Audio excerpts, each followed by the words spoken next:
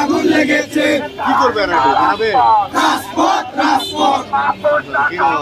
সংগ্রাম সংগ্রাম লেগেছে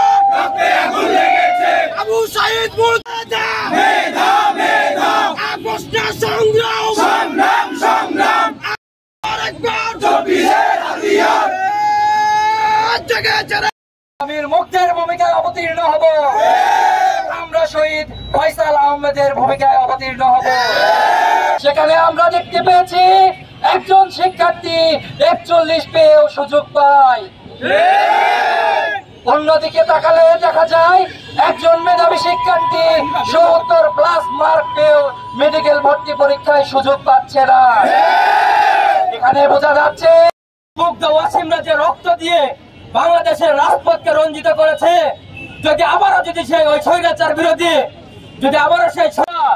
যে আন্দোলনকে বেগবান করে গিয়েছিলেন কিন্তু সেই আন্দোলনের ব্যর্থতা আমরা গতকাল মেডিকেল পরীক্ষার ফলাফলে দেখতে পেয়েছি সম্মানিত উপস্থিতি জনতা গোটা না মেধা মেধা মেধা আপোষ না সংগ্রাম সংগ্রাম